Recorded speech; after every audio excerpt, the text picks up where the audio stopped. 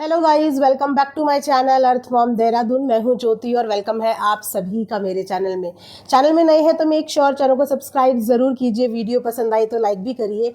Comment section में comment करके ज़रूर बताइए कि आप सबको मेरा वीडियो कैसा लगा।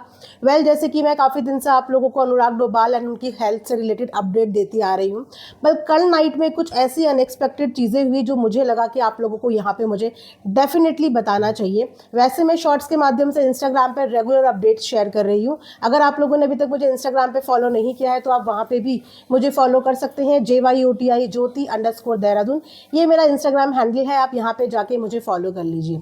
इसी के साथ अब सबसे पहले आप लोगों के साथ मैं शेयर कर देती हूँ हेल्थ अपडेट। तो अनुराग डोभाल सर्जरी के लिए गए थे, जैसे कि मैंने अपनी इससे पहले वाली वीडियो में बताया था कि उनकी हिप बोन में फ्रैक्चर आया है। हिप बोन के साथ साथ उनके एंकल में भी फ्रैक्चर आया है, जिसकी सर्जरी के लिए वो ICU में ही थे। तो उनकी सर्जरी हो चुकी है। वहाँ पे फैमिली के बहुत सारे लोग पहुंच चुके हैं। कल ही फैमिली मेंबर्स के द्वारा कुछ स्टेटमेंट सोशल मीडिया पे आया, जिसके बाद हमें ये पता चला कि जब अनुराग डोभाल के साथ ये पूरा हादसा हुआ और उनको दिल्ली रेफर किया गया, वहाँ पे सबसे पहले अनुराग डोभाल के मामा जी जो गाजियाबाद में रहते हैं वो पहुंच गए थे, अलॉन्ग विद अनुराग डोभाल की कजन सिस्टर जिनका नाम आई थिंक स्मृति है। वो भी वहाँ पे पहुँच चुकी थी। सारी फॉर्मेलिटी, सिग्नेचर्स, वो सब कुछ डॉक्टर्स की सारी फॉर्मेलिटीज़ उन्होंने ही की। अब आप लोग ये सोच रहे होंगे कि ऋतिका आखिर इतनी लेट में वहाँ पे क्यों पहुँची। तो आप लोगों को मैं इससे रिलेटेड भी बात बता देती हूँ कि ऋतिका की फैमिली टिहरी गढ़वाल में रहते हैं और टिहरी गढ़वाल से दिल्ली तक का डिस्टेंस गाइस काफ़ी दूर है। जैसे कि ये बात भी आप लोगों को ऑलरेडी पता है कि ऋतिका 8 मंथ्स प्रेग्नेंट है और टिहरी गढ़वाल से दिल्ली के रास्ते में लैंडस्लाइड भी हो गई थी। तो ऋतिका की फैमिली, ऋतिका के कजन ब्रदर्स, उनकी पूरी फैमिली अनुराग डोभाल से मिलने के लिए उसी वक्त पे वहां से दिल्ली के लिए निकल चुके थे। लेकिन रास्ता ठीक नहीं है। गढ़वाल में बहुत हाई माउंटेन्स, पहाड़ियाँ होती हैं। जो लोग UK मतलब उत्तराखंड से बिलोंग करते होंगे उन्हें इस बारे में बहुत अच्छे से आइडिया होगा। I myself belongs to Tehri Garhwal, so मैं बहुत अच्छे से वहाँ के रूट्स वगैरह से वाकिफ़ हूँ। इसीलिए ऋतिका को हॉस्पिटल पहुँचने के लिए थोड़ा सा वक्त लगा, लेकिन सर्जरी से पहले वो वहाँ पे पहुँच गई थी। 100 बात की एक बात कि उनकी फैमिली वहाँ पे पहुँच गई थी। उनकी फैमिली इस वक्त पे उनके साथ है। लेकिन यस, फैमिली में जो साथ नहीं है वो है अनुराग के खुद के पेरेंट्स। हम अभी तक भी यही एक्सपेक्ट कर रहे थे कि आज नहीं तो कल अनुराग के पेरेंट्स का गुस्सा शांत होगा, अपने बच्चे के लिए उनके मन में थोड़ी सी दया आएगी, थोड़ी सी केयर आएगी, तो वो पहुंच जाएंगे। और इसी वजह से बार बार बहुत ही पॉजिटिव नोट पे ऋतिका ने भी स्टोरी पोस्ट करी थी कि इस समय पे हेट फैलाने का टाइम नहीं है, हम लोग ज़्यादा कॉन्सेंट्रेट कर रहे हैं कि अनुराग जल्दी से जल्दी रिकवर हो जाए। तो उसकी भी मेहनत का कोई गाइस फायदा नहीं हुआ। इंसान अपनी तरफ से पॉजिटिविटी स्प्रेड करने की कोशिश तो करता है। हुआ ये जो किसी को उम्मीद नहीं थी। हम लोग ये उम्मीद जगा रहे थे और ये उम्मीद हमारे अंदर थोड़ी सी थी कि इतना भयंकर इंसिडेंट होने के बावजूद अभी तक अनुराग के पेरेंट्स क्यों नहीं आए। बट फिर भी दिल के कोने में कहते हैं ना, एक उम्मीद की किरण सबके अंदर थी कि नहीं, वो लोग पहुंच जाएंगे। जो भाई जब चोट में बिल्कुल दर्द से तड़प रहा था तो उसके मुंह से अपने छोटे भाई का ही नाम निकला था कि मेरे छोटे भाई को बुला दो। ये प्यार ही था, ये मोहब्बत ही थी। लेकिन जो कल रात में हुआ ना, उन सब चीज़ों ने हमें बिल्कुल हिला दिया है। तो इनके छोटे भाई ने 2 दिन के बाद अपना मुंह खोला और जो उन्होंने मुंह खोला ये तो क्लियर हो गया कि एक्चुअली में उनके छोटे भाई को अपने बड़े भाई की ज़िंदगी या फिर उनकी मरने से कोई भी फर्क नहीं पड़ता है। जहाँ पे पूरी दुनिया इस समय पे उनको इमोशनल सपोर्ट दे रही है, रीज़न बिहाइंड कि हम यहाँ पे बैठे हुए ये बात तो बहुत क्लियरली समझ गए हैं कि वो लड़का मेंटल हेल्थ से डील कर रहा है।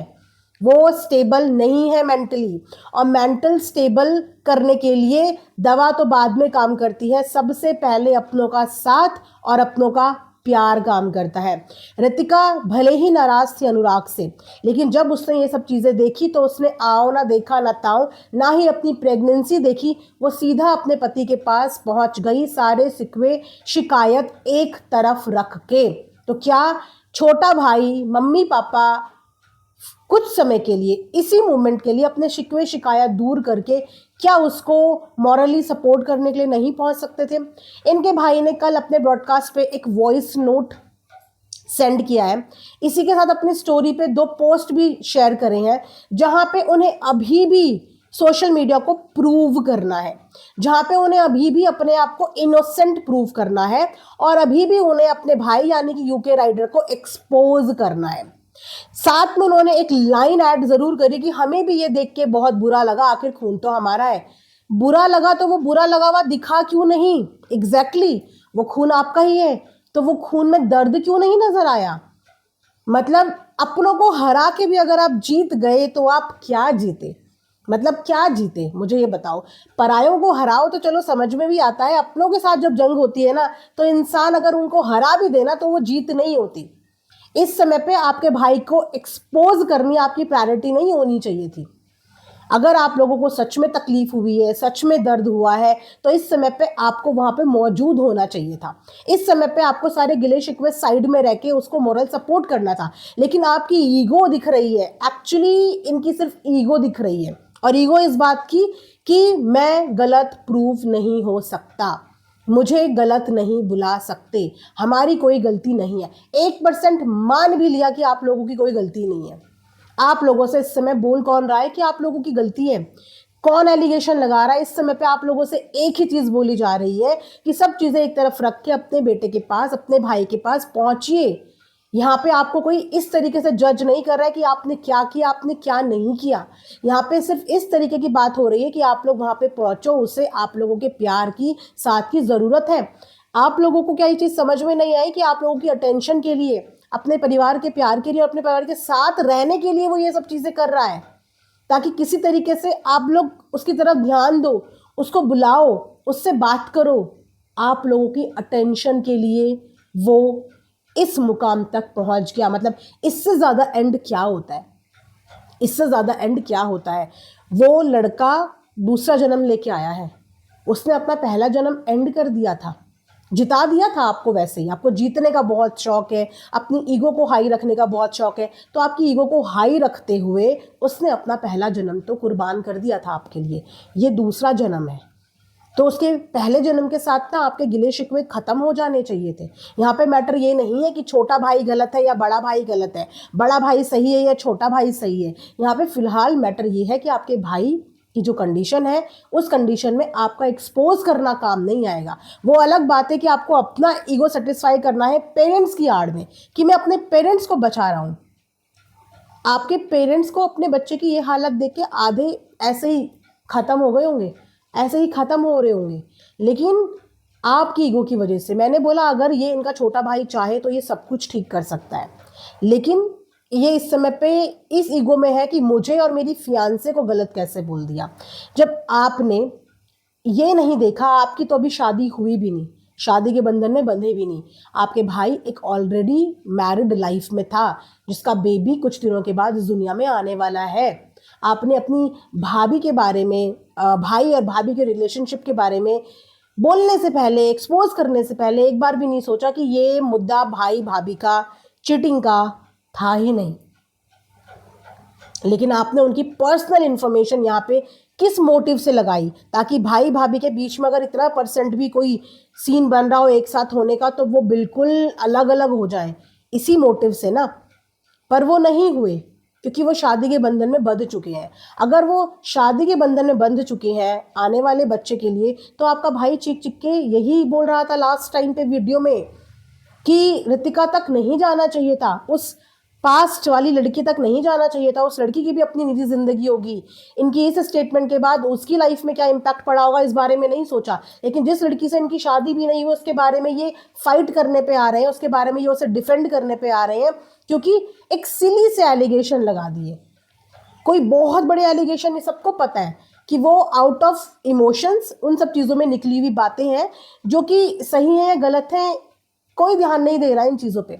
लेकिन आपने एक पति पत्नी के रिश्ते को तोड़ने की कसर नहीं छोड़ी थी, और सिर्फ इन्हीं के एक्सपोज के बाद से रितिका और अनुराग के बीच में डिफरेंसेस और बढ़ गए। रितिका ने बात नहीं करी, और उसके बाद मजबूरी में इनके भाई को ये कदम उठाना पड़ा, क्योंकि उसको अपने आजू बाजू कोई नज़र ही नहीं आया जो उसको सुन पाए, जो उसको फील कर पाए, जो उसकी बात को अंडरस्टैंड करे। और आज भी इतने बड़े हादसे के बाद भी मैं सल्यूट करूंगी यार, कितना बड़ा दिल है इनका, कितना बड़ा है छोटे भाई, लेकिन दिल गजब का बड़ा है कि आज भी इनका सिर्फ ईगो हाई है कि मैं गलत साबित नहीं होना चाहिए, उसकी वजह मुझे कुछ भी करना पड़ जाए। थोड़ी सी कर्टेसी रखो, थोड़ी सी ह्यूमैनिटी। आपका भाई अभी ऑपरेशन थिएटर से बाहर भी ढंग से नहीं आया, अभी तो उसको बहुत सारी रिकवरी की ज़रूरत है। हु नोज़ कि अगले कितने महीनों तक उसको प्रॉपर बेड रेस्ट पे बैठना पड़े, अगले कितने महीनों तक वो वॉक ना कर पाए, अगले कितने महीनों तक वो बैठ ना पाए। सोचा है? नहीं, लेकिन ये ज़रूर सोचा है कि मैं वीडियो लेके आने वाला हूँ। शायद आज उनकी वीडियो आएगी एज़ पर उनके कमिटमेंट की। वो आज कोई वीडियो डालने वाले हैं जिस वीडियो में वो अपने आप को सही प्रूव करेंगे, अपने मम्मी पापा के लिए स्टैंड लेंगे। लेकिन भाई के लिए इन्हें फ़र्क था, इन्हें बुरा लगा था, लेकिन उसके बावजूद इन्होंने ये स्टेटमेंट दिया कि हमें कोई फ़र्क नहीं पड़ता, उसको कुछ भी हो जाए। ये कैसा बुरा लगा आपको? जब इंसान को बुरा लगता है ना, तो वो ये भूल जाता है एक पल के लिए कि इसने मेरे साथ या मैंने इसके साथ क्या किया था। उस पल पे इंसान सिर्फ ये सोचता है कि मैं इसको किसी भी तरीके से बचा लूँ, मैं इसको किसी भी तरीके से ठीक कर लूँ। अनुराग तो मैं बोलूँ आपके आगे हाथ जोड़ने तक को तैयार हो जाएगा, नाक रगड़ने को भी, क्योंकि वो अपना परिवार चाहता है। वो अपना परिवार चाहता है, उसकी ईगो हाई नहीं है, वो ईगोस्टिक बंदा नहीं है, वो झुकना भी जानता है। लेकिन ईगो है इनके छोटे वाले भाई के अंदर, जो कि अब क्लियरली विजिबल हो रही है। इतने बड़े हादसे के बाद भी इन्होंने कल लेट नाइट एक मिनट का पूरा वॉइस नोट डाला है, जहाँ पे ये एक्सपोज करने की ही बात कर रहे हैं, सिर्फ एक्सपोज करने की। भाई के कंसर्न में ना इनकी आवाज़ में वो कंसर्न था, ना इनकी पूरी 1 मिनट की वॉइस नोट में वो कंसर्न था। जिसके बाद अनुराग डोभाल के मैनेजर का भी पोस्ट आया, इनफैक्ट इनकी कज़न सिस्टर का भी पोस्ट आया, जहाँ पे वो भी इसी चीज़ को क्रिटिसाइज़ कर रही हैं कि थोड़ी सी ह्यूमैनिटी रखो। अभी वो बंदा सर्जरी से बाहर भी नहीं आया, आईसीयू से बाहर भी नहीं आया, और तुमको अभी भी उसको एक्सपोज करना है, अभी भी उसको एक्सपोज करना है, और अभी भी चीज़ें दिखानी है। ये बात इनकी कज़न ने अपने पोस्ट में लिखी है। और इनके छोटे भाई का साथ दे रही है इनकी दूसरी वाली कज़न, जो खुद की फेस वैल्यू अनुराग डोभाल की बदौलत ही बना पाई। अब वो अनुराग डोभाल के जैसा ही काम करती है। फ़र्क सिर्फ इतना है कि अनुराग डोभाल ने अपने काम को पॉज दे दिया था, और इस पॉज में उन्होंने अपने काम को उठा लिया। वो दे रही हैं छोटे भाई का बराबर साथ, लेकिन यहाँ पे अनुराग के साथ उसकी फैमिली के कुछ लोग हैं जो साथ दे रहे हैं और बराबर समझाने की कोशिश कर रहे हैं। पर आई डोंट नो कि इनके छोटे भाई की ईगो अपने भाई की जान से ज़्यादा बड़ी है। एक बात है छोटे भैया, बड़े भाई को हरा भी दिया ना, तो भी जीत आपकी नहीं है, क्योंकि अपनों के साथ तो हारना भी खुश नसीब लोगों को नसीब होता है। अपनों के सामने हारना मतलब कि आपने अपना रिश्ता जितवा दिया। तो या तो रिश्ता जीत लो या फिर अपनों को हार जाओ, डिपेंड करता है आप पे कि आपको क्या करना है। सो गाइस, ये था कल रात का पूरा शॉकिंग स्टेटमेंट इनके भाई का, जो 2 दिन के बाद आया। आप लोग ज़रूर कमेंट सेक्शन में बताना इस चीज़ पे आप लोगों का क्या कहना है। मिलेंगे नेक्स्ट वीडियो में, तब तक अपना ढेर सारा ख्याल रखिए। Thanks for watching earth mom Dehradun. Bye bye, take care, love you all.